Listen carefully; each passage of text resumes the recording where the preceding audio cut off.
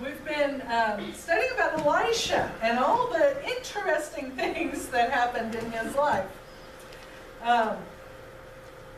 Last week he was living in a city with a bunch of other prophets.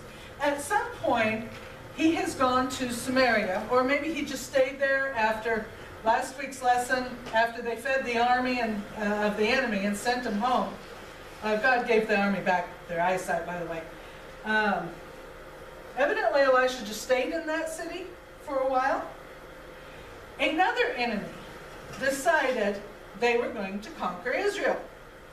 So they came and they surrounded the whole city of Samaria and they laid siege to it. Now, do you know what that means, to lay siege to a city? Okay, that means you surround the city with your army and you don't let anyone in or out. And walled cities don't have enough land to farm food. Sometimes they don't have a water source inside, so they have to bring water in every day. But if no one can get in and out, they can't get food and water in the city.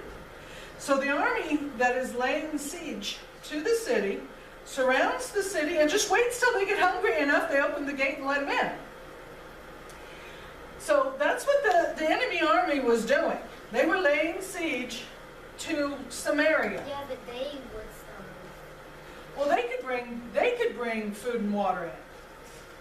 They just didn't. They were surrounding the city. Well, they could bring it. They could send messengers to bring food and water to their armies, just not let it in the city. The things got so bad in the city that people began to eat their own children. That's how bad it was inside the city. So the king of the city, in order to... Well, it's not quite the dinner party, but the prequel to that.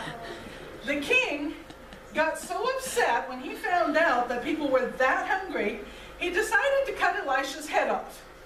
Now, I'm not real sure how that was supposed to solve the situation, but he sent a messenger ahead to get hold of Elisha and bring him to the king so he could cut his head off. Before the messenger got to Elisha's house, Elisha told the people with him, you know what? Lock the door. The king's messenger's coming, and they want to kill me, and the king's right behind them, and I really don't want to die today, so lock the door. So the king and the messenger got there, and the king had his helpers with him, and Elisha, the king blamed Elisha for the problems. Elisha said, you know what, king? You know what's going to happen? Tomorrow, at this time of day, there is going to be so much food in the city, it will be dirt cheap. And the king's major assistant said, you're stupid, Elisha. Even if God opened the clouds and it rained food on us, that couldn't possibly happen. So Elisha told him, you know what? You're going to see it happen, but you're not going to taste any of the food. Meanwhile, outside the city gates were 4 lepers. Now, lepers, we've discussed leprosy before. It is a really bad skin disease. Some varieties of it we still can't cure today. And it is highly contagious. And so if you were diagnosed as having leprosy, you had to leave the city and live outside the city so the whole city wouldn't catch it. So there were 4 lepers living outside the city. Lepers. Leprosy is a skin disease. So these men are living outside the city, and they get to talking to each other, and they say, you know what? We're out of food. We're going to starve. We could go in the city, but they're starving, so that's not going to do us any good. Well, we're going to die if we go in the city. We're going to die if we sit here at the gate.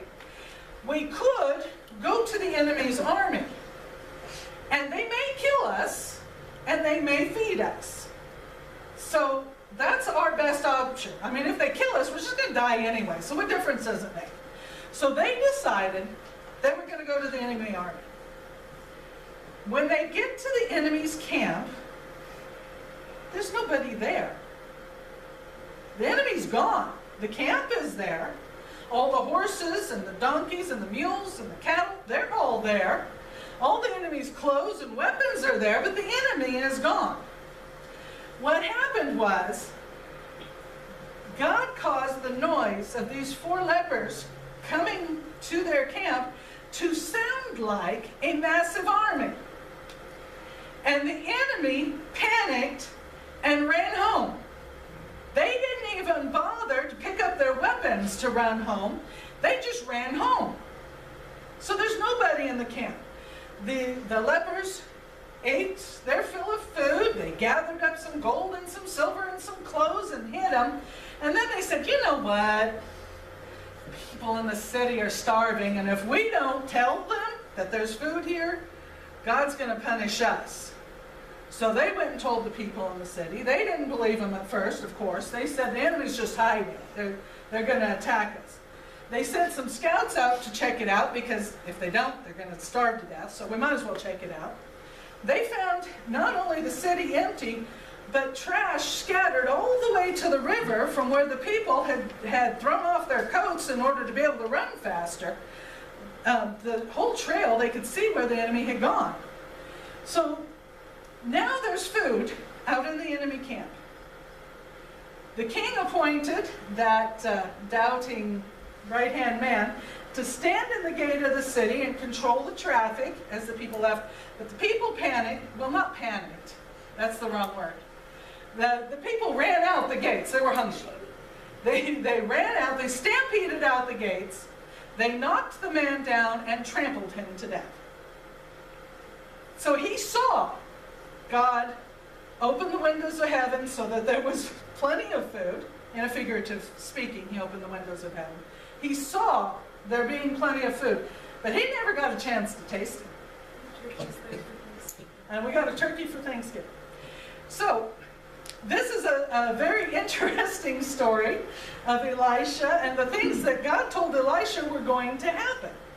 And it's just a really cool story. It's one of my favorite ones. So let's sing a song. Oh, how the turkey hides everywhere. Yeah, the turkey's been hiding for a couple weeks there. Yeah. Turkey was early for Thanksgiving. It was early, yeah. Go tell it on the mountain, over the hills and everywhere. Go tell it on the mountain that Jesus Christ is born. Shepherds kept their watching, boy.